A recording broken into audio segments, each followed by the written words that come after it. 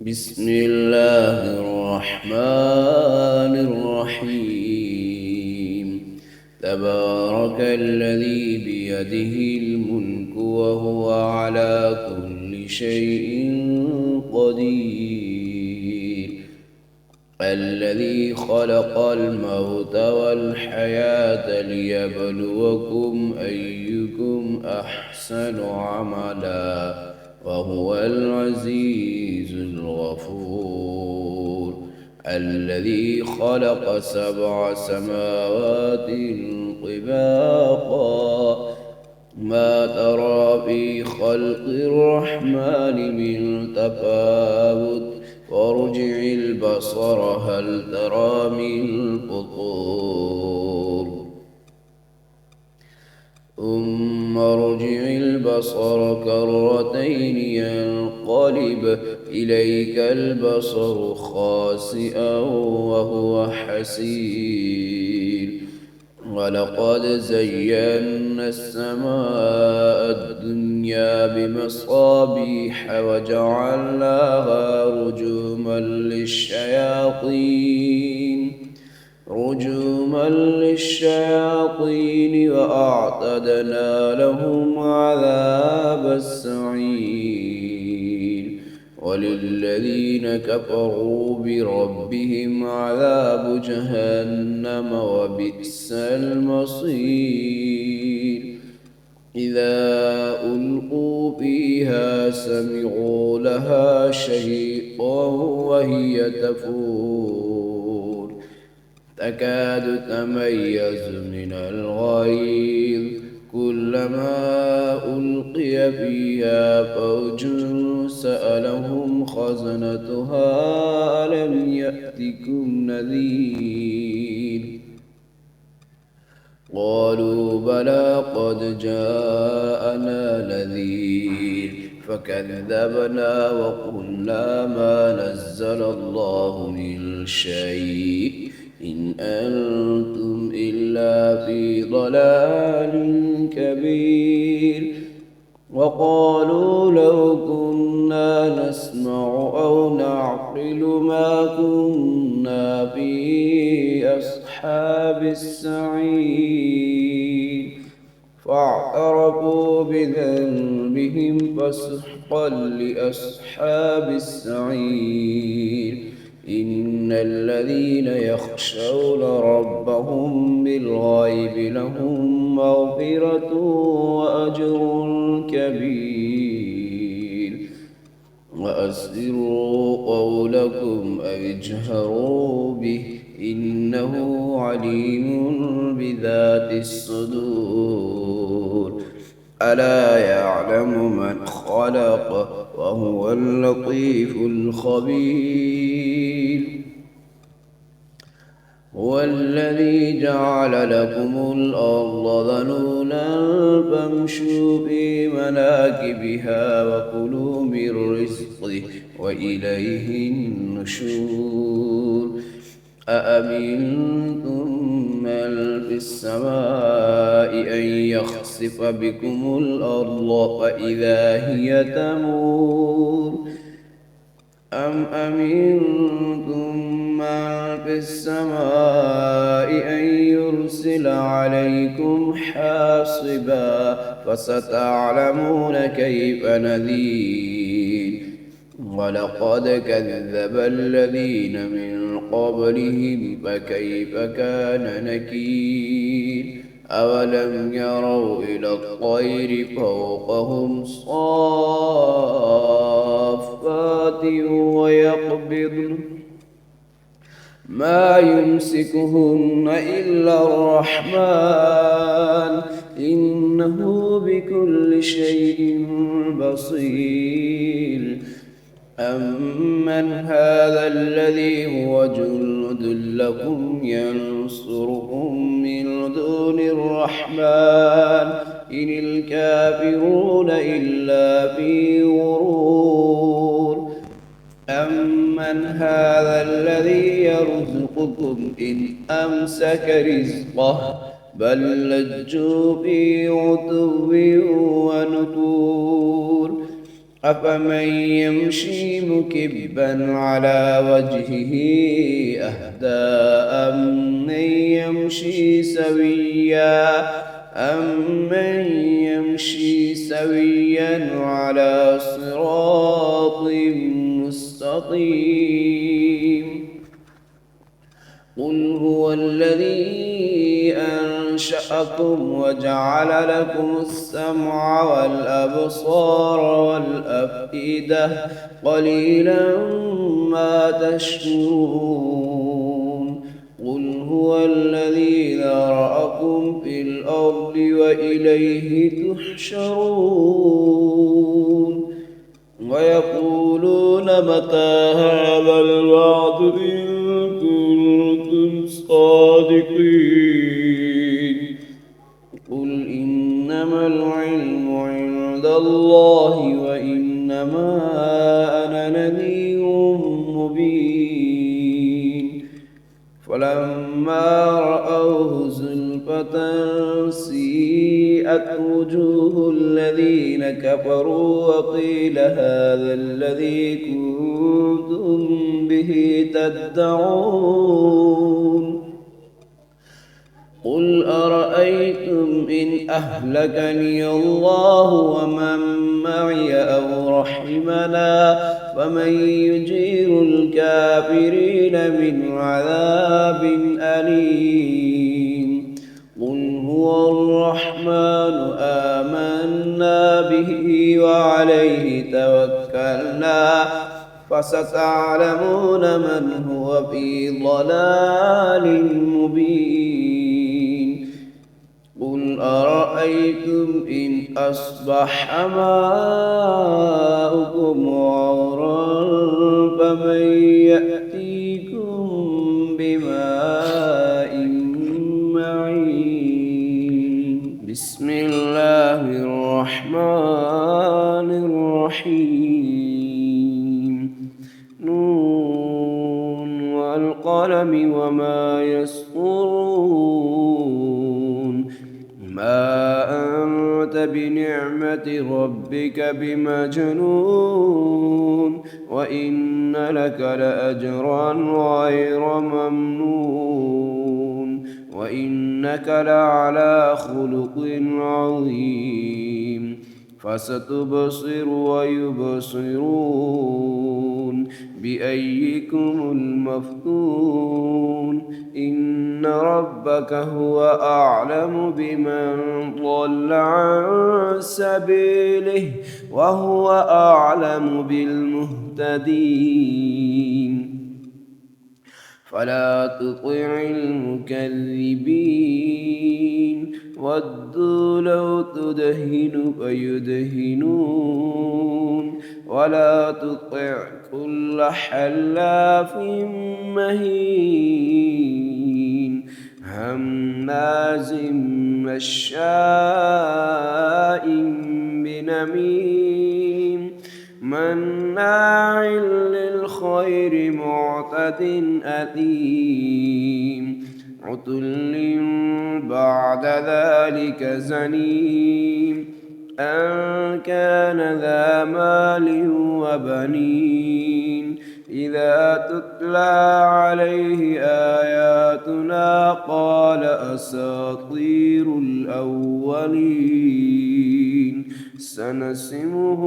على الخرطوم إنا بلوناهم كما بلونا أصحاب الجنة إذ أقسموا ليصرمنها مصبحين ولا يستثنون فطاف عليها طائف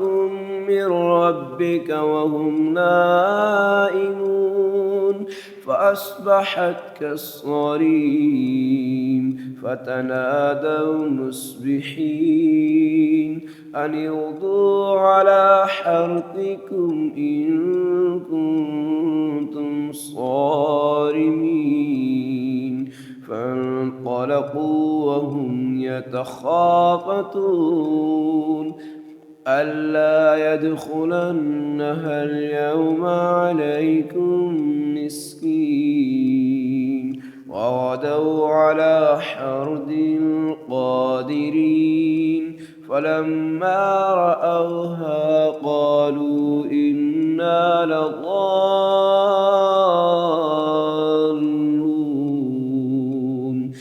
بل نحن محرومون قال أوسطهم ألم أقل لكم لولا تسبحون قالوا سبحان ربنا إنا كنا ظالمين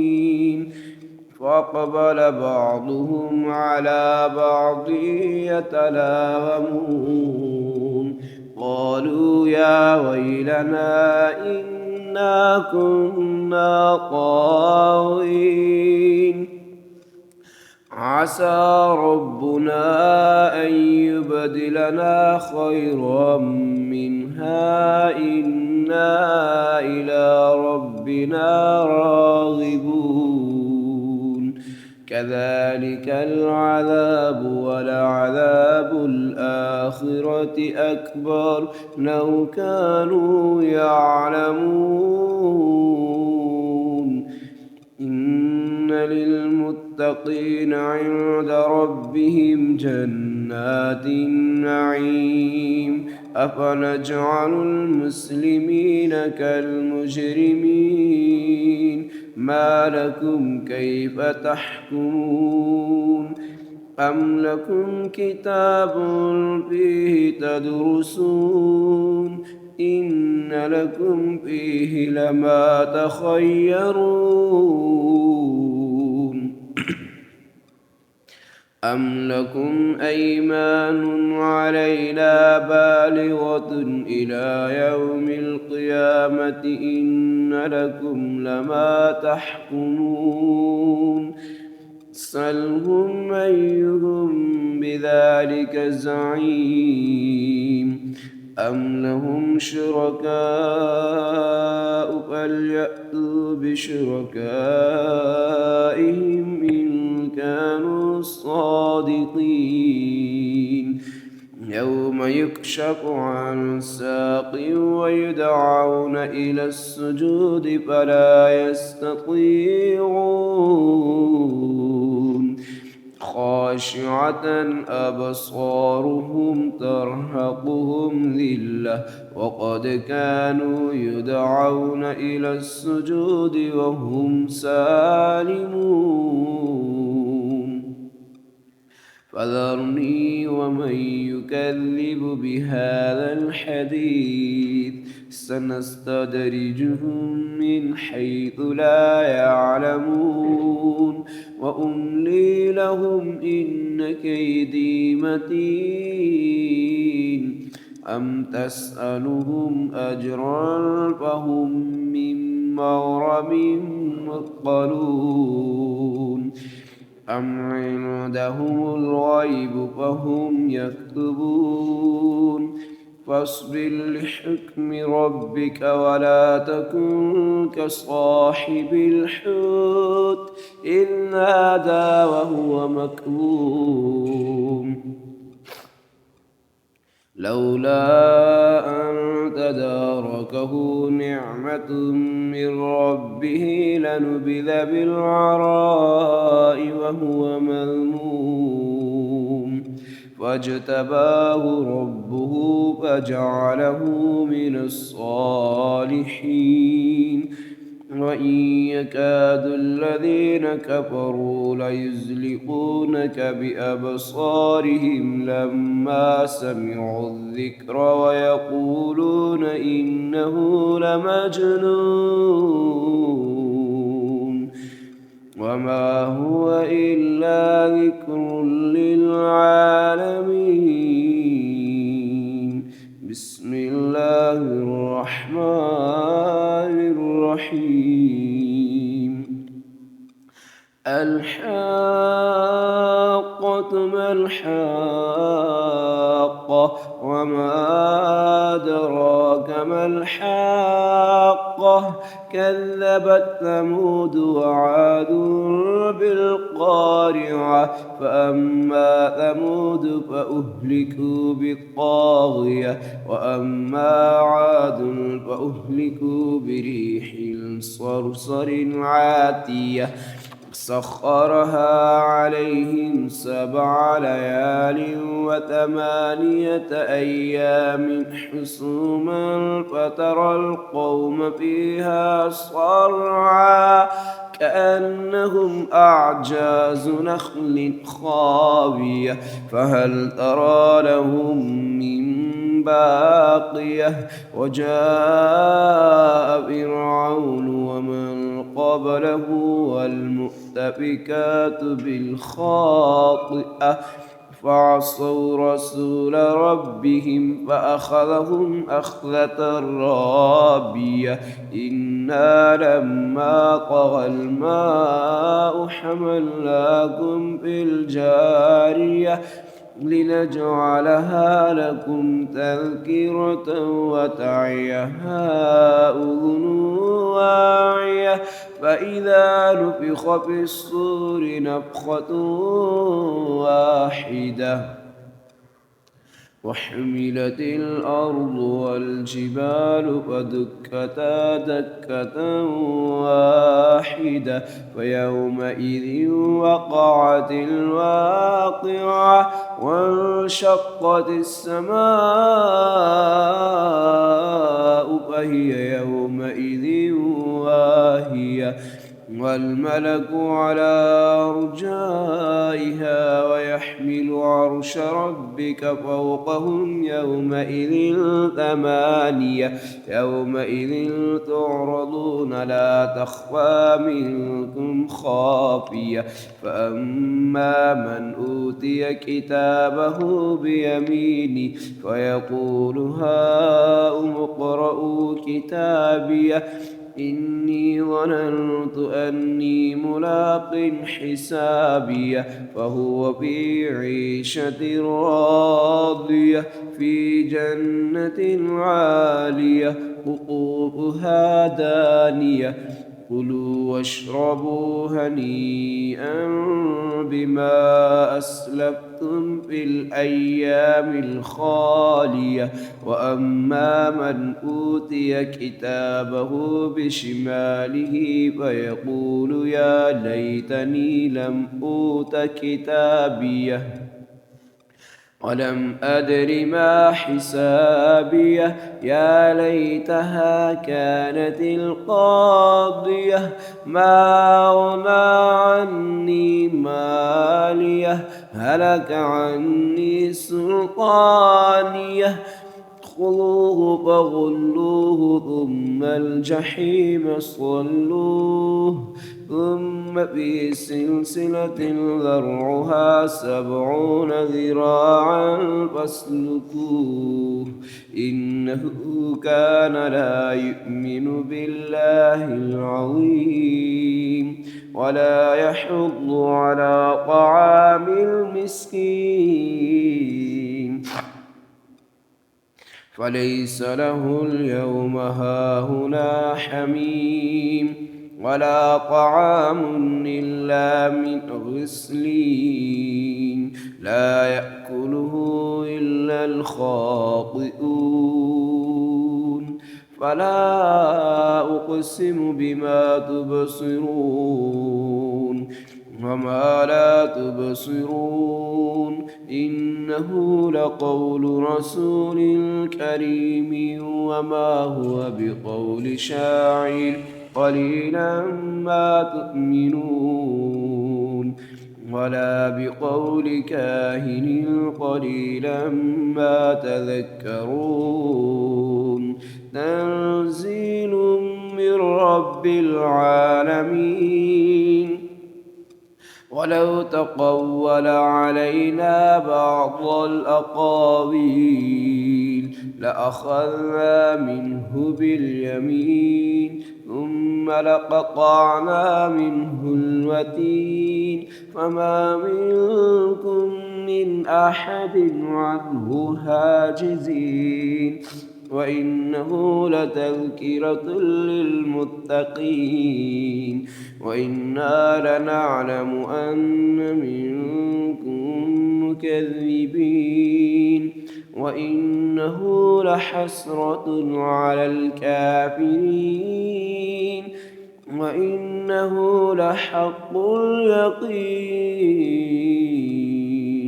فسبح باسم ربك العظيم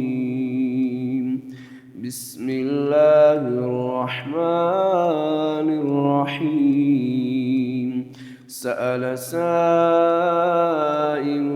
بعذاب واقع للكافرين ليس له دافع من الله ذي المعارج تعرج الملائكة والروح إليه في يوم كان مقداره 50,000 سنة فاصبر صبرا جميلا إنهم يرونه بعيدا ونراه قريبا يوم تكون السماء كالمهل وتكون الجبال كالعهن ولا يسأل حميم حميما يبصرونهم يود المجرم لو يفتدي من عذاب يومئذ ببنيه وصاحبته وأخيه وفصيلته التي تؤويه ومن في الأرض جميعا ثم ينجيه كلا إنها لظى نزاعة للشوى تدعو من أدبر وتولى وجمع فأوعى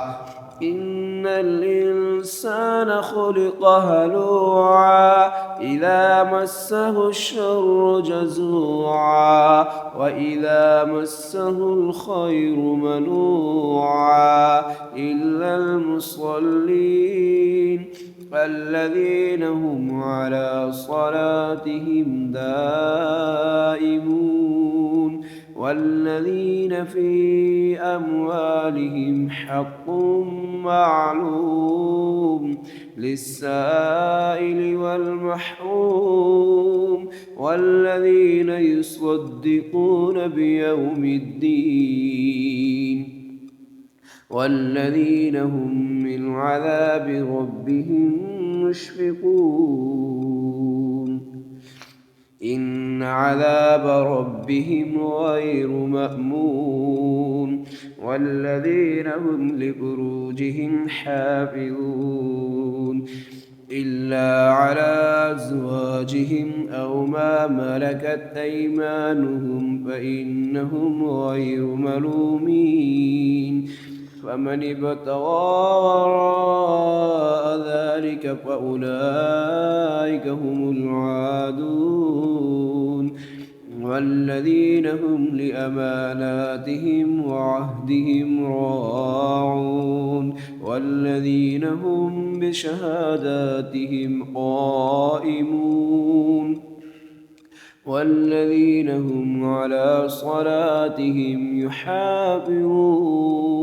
أولئك في جنات مكرمون فما للذين كفروا قبلك مهطعين عن اليمين وعن الشمال عزين أيطمع كل امرئ منهم أن يدخل جنة نعيم كلا إنا خلقناهم مما يعلمون ألا أقسم برب المشارق والمغارب إنا لقادرون على أن نبدل خيرا منهم وما نحن بمسبوقين فذرهم يخوضوا ويلعبوا حتى يلاقوا يومهم الذي يوعدون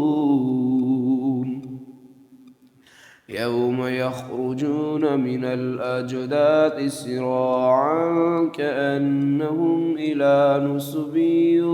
يوقظون خاشعة أبصارهم ترهقهم ذلة ذلك اليوم الذي كانوا يوعدون. بسم الله الرحمن الرحيم. إنا أرسلنا نوحا إلى قومه أن أنذر قومك من قبل أن يأتيهم عذاب أليم. قال يا قوم إني لكم نذير مبين أن اعبدوا الله واتقوه وأطيعون يغفر لكم من ذنوبكم ويؤخركم إلى أجل مسمى إن أجل الله إذا جاء لا يؤخر لو كنتم تعلمون. قال رب إني دعوت قومي ليلا ونهارا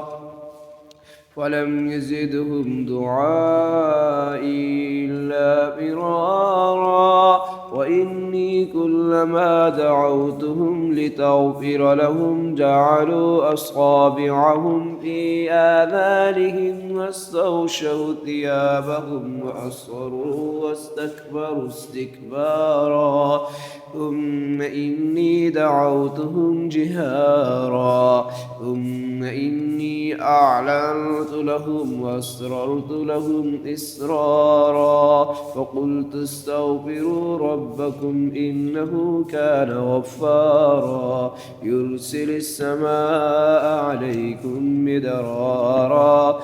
ويمددكم بأموال وبنين ويجعل لكم جنات ويجعل لكم أنهارا ما لكم لا ترجون لله وقارا وقد خلقكم أطوارا ألم تروا كيف خلق الله سبع سماوات طباقا وجعل القمر فيهن نورا وجعل الشمس سراجا والله أنبتكم من الأرض نباتا ثم يعيدكم فيها ويخرجكم إخراجا والله جعل لكم الأرض بساطا لتسلكوا منها سبلا فجاجا. قال نوح رب إنهم عصوني واتبعوا من لم يزده ماله وولده إلا خسارا ومكروا مكرا كبارا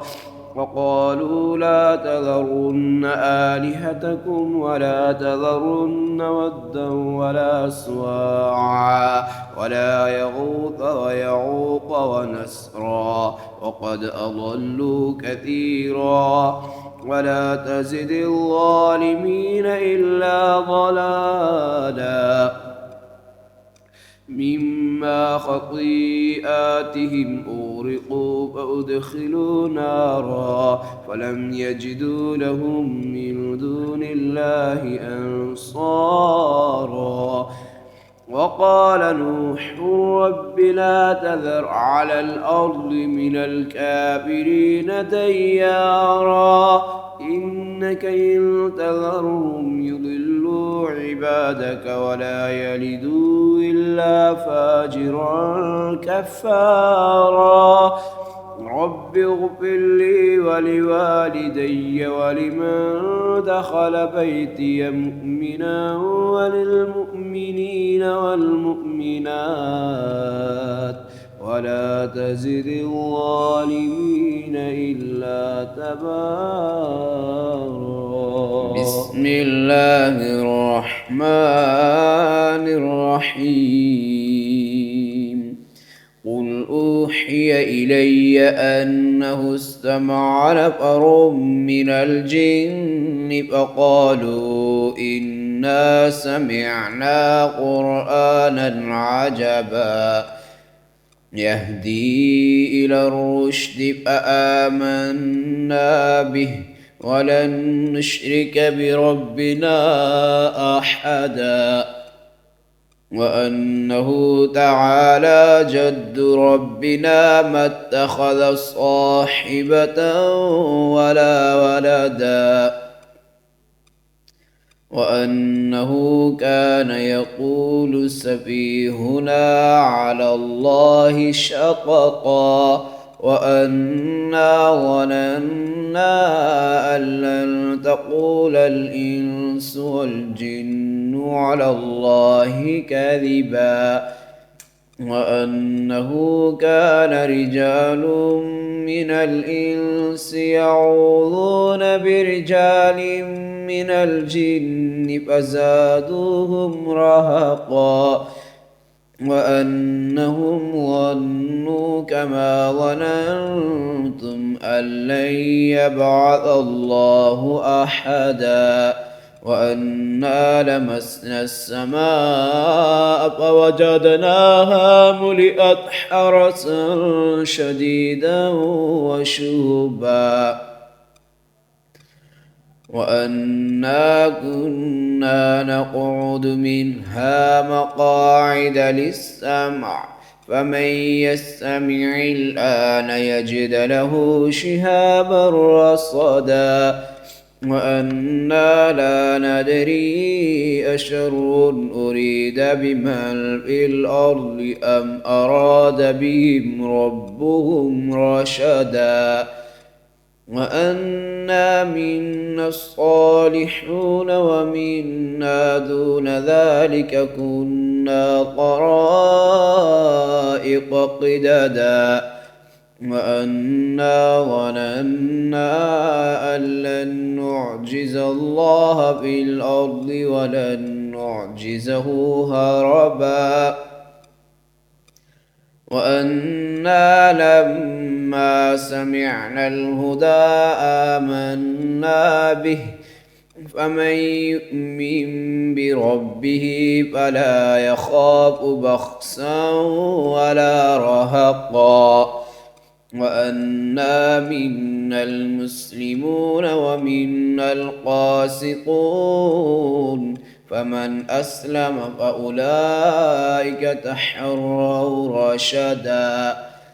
وأما القاسطون فكانوا لجهنم حطبا وأن لو استقاموا على الطريقة لأسقيناهم ماء غدقا لنفتنهم فيه ومن يعرض عن ذكر ربه يسلكه عذابا صعدا وأن المساجد لله فلا تدعوا مع الله أحدا وأنه لما قام عبد الله يدعوه كادوا يكونون عليه لبدا قل إنما أدعو ربي ولا أشرك به أحدا قل إني لا أملك لكم ضرا ولا رشدا قل إني لن يجيرني من الله أحد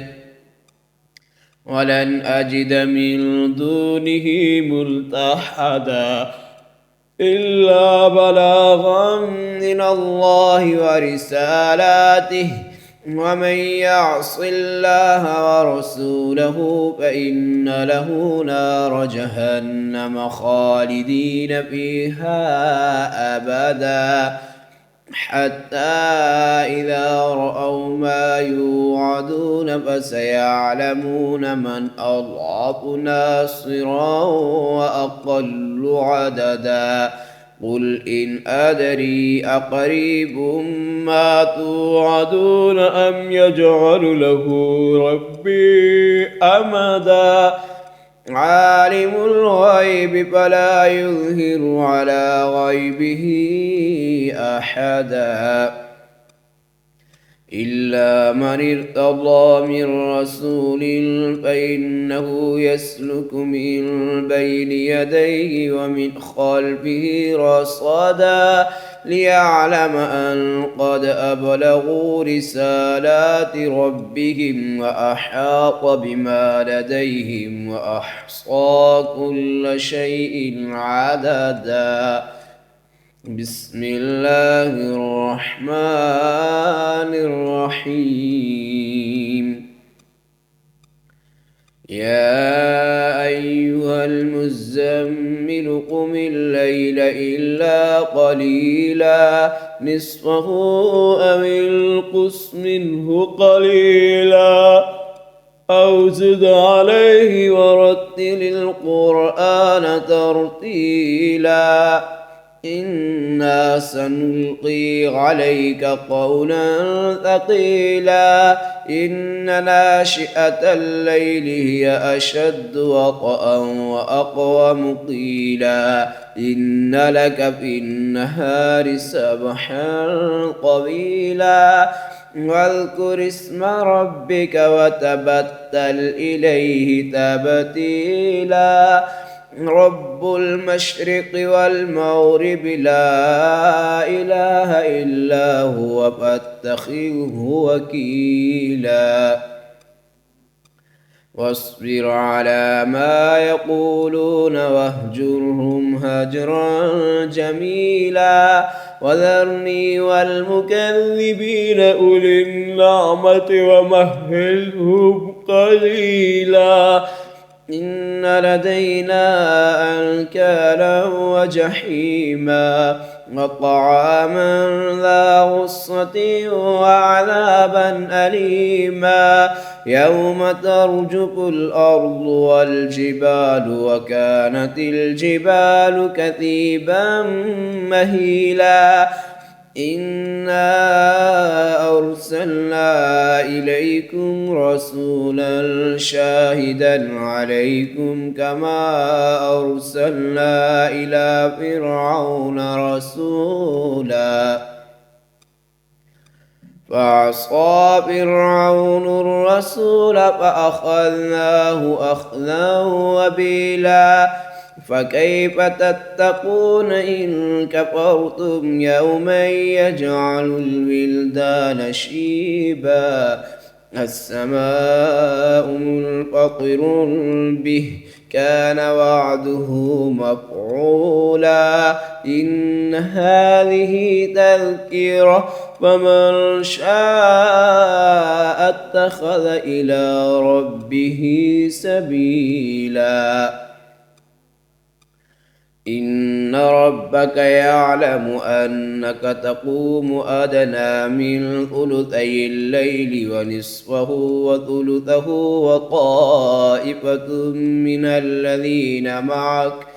والله يقدر الليل والنهار علم أن لن تحصوه فتاب عليكم فاقرؤوا ما تيسر من القرآن علم أن سيكون منكم مرضى وآخرون يضربون في الأرض يبتغون من فضل الله وآخرون يقاتلون في سبيل الله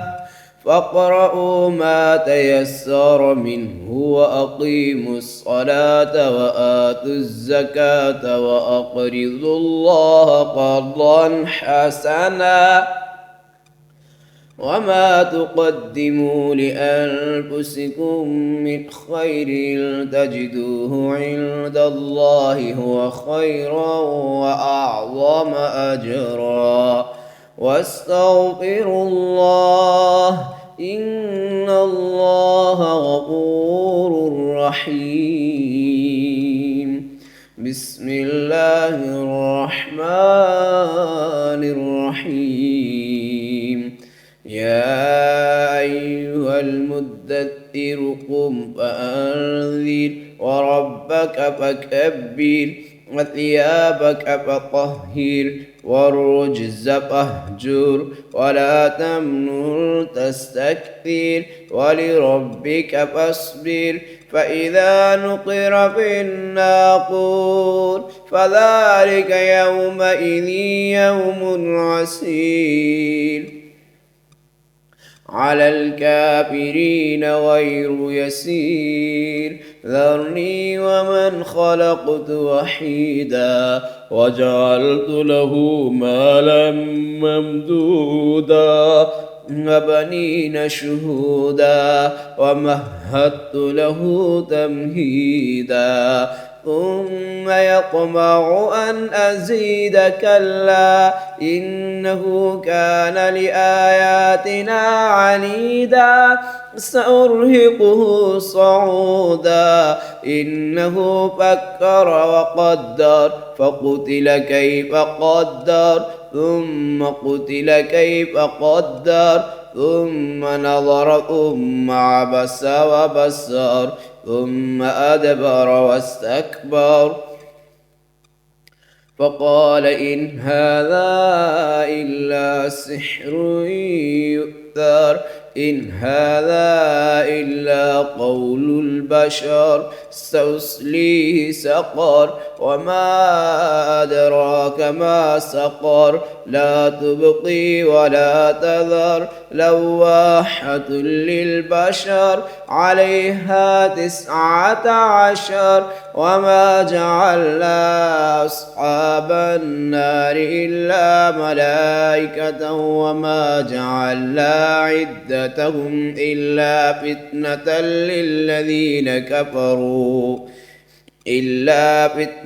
للذين كفروا ليستيقن الذين أوتوا الكتاب ويزداد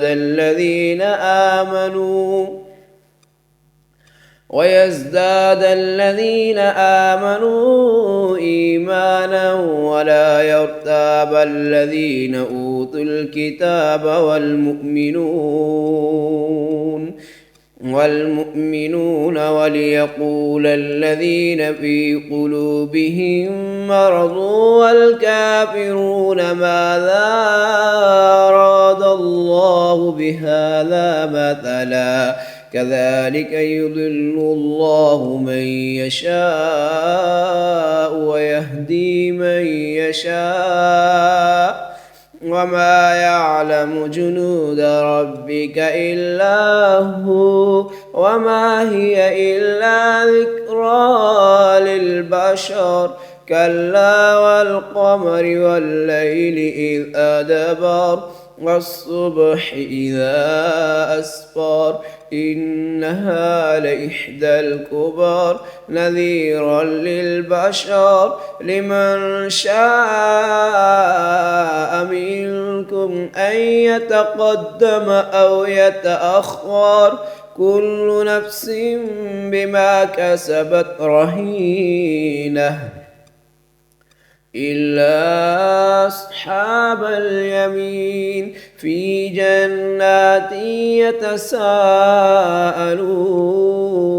عن المجرمين ما سلككم في سقر قالوا لم نك من المصلين ولم نك نطعم المسكين وكنا نخوض مع الخائضين وكنا نكذب بيوم الدين حتى أتانا اليقين فما تنفعهم شفاعة الشافعين فما لهم عن التذكرة معرضين كأنهم حمر مستنفرة فرت من قسورة بل يريد كل امرئ منهم أن يؤتى صحفا منشرة كلا بل لا يخافون الآخرة كلا إنه تذكرة فمن شاء ذكره وما يذكرون إلا أن يشاء الله هو أهل التقوى وأهل المغفرة. بسم الله الرحمن الرحيم.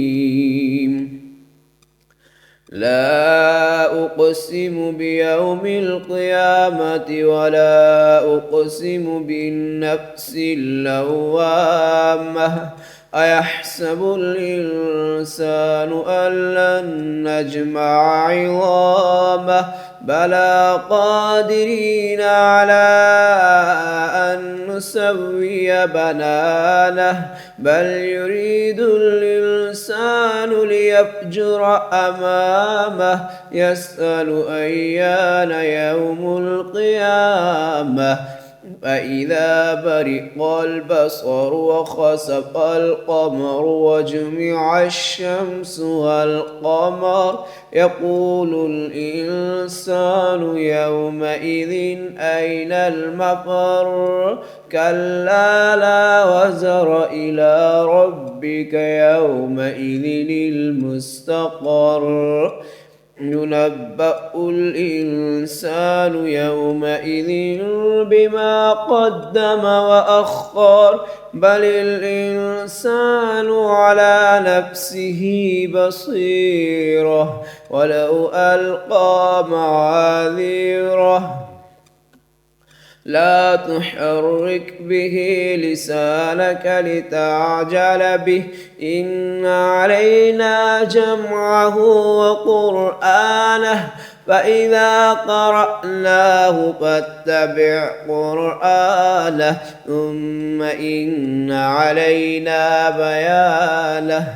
كلا بل تحبون العاجلة وتذرون الآخرة وجوه يومئذ ناظرة إلى ربها ناظرة ووجوه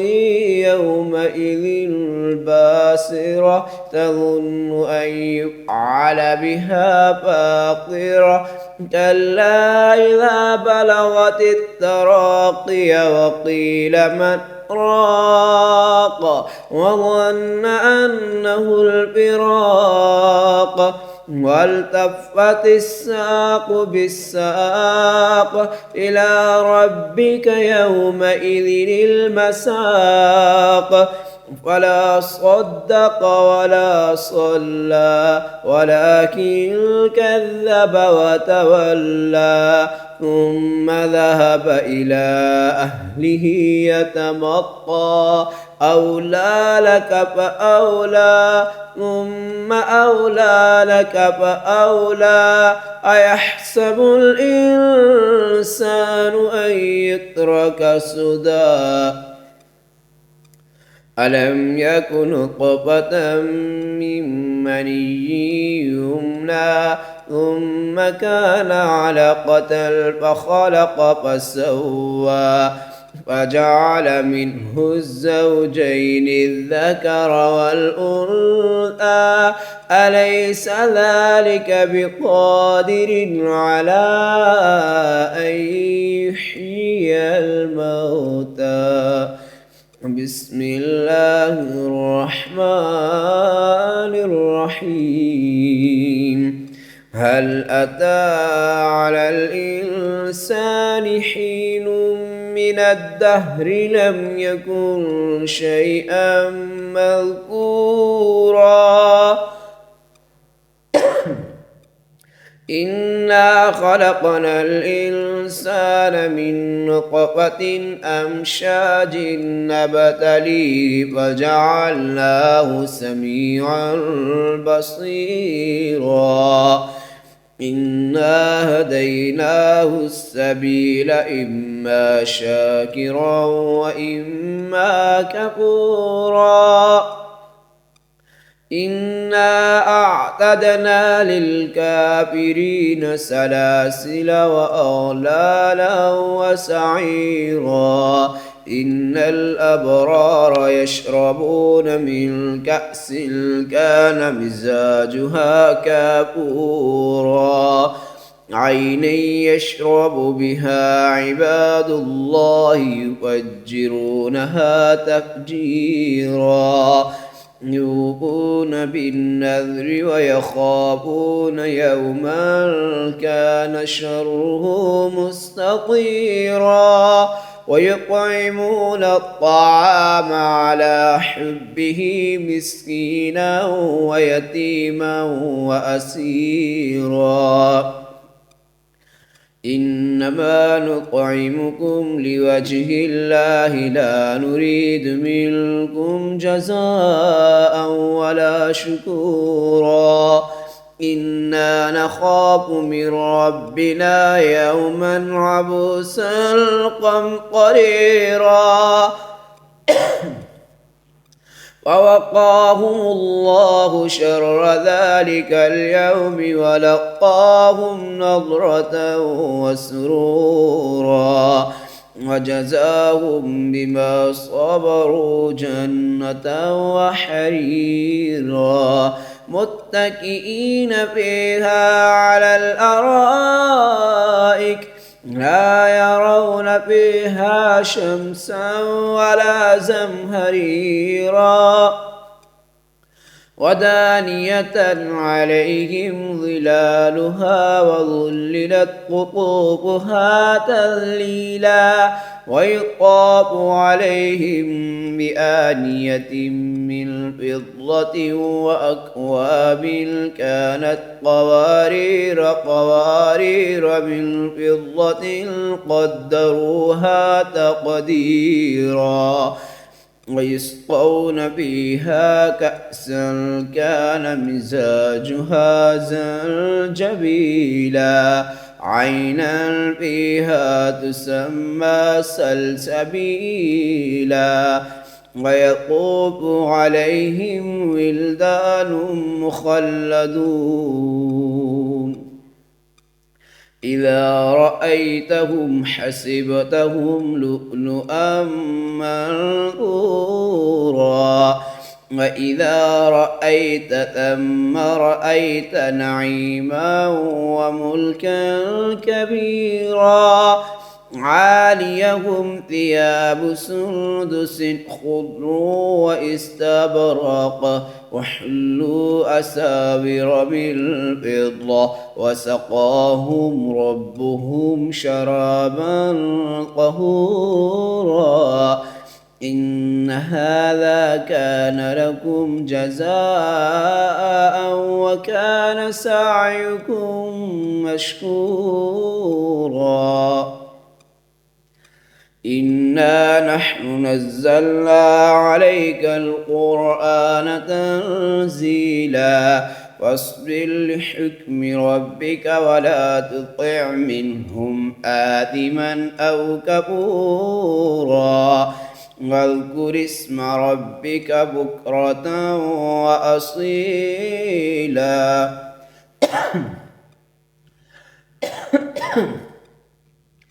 ومن الليل فاسجد له وسبحه ليلا طويلا إن هؤلاء يحبون العاجلة ويذرون وراءهم يوما ثقيلا نحن خلقناهم وشددنا أسرهم وإذا شئنا بدلنا أمثالهم تبديلا إن هذه تذكرة فمن شاء اتخذ إلى ربه سبيلا وما تشاءون إلا أن يشاء الله إن الله كان عليما حكيما يدخل من يشاء في رحمته والظالمين أعد لهم عذابا أليما بسم الله الرحمن الرحيم والمرسلات عرفا فالعاصفات عصفا فالناشرات نشرا فالفارقات فرقا فالملقيات ذكرا عذرا أو نذرا إنما توعدون لواقع فإذا النجوم طمست وإذا السماء فرجت وإذا الجبال نسفت وإذا الرسل أقتت لأي يوم أجلت ليوم الفصل وما أدراك ما يوم الفصل ويل يومئذ للمكذبين ألم نهلك الأولين ثم نتبعهم الآخرين كذلك نفعل بالمجرمين ويل يومئذ للمكذبين ألم نخلقكم من ماء مهين فجعلناه في قرار مكين إلى قدر معلوم فقدرنا فنعم القادرون ويل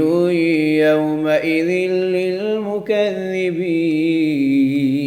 ألم نجعل الأرض كفاتا أحياء وأمواتا وجعلنا فيها رواسي شامخات وأسقيناكم ماء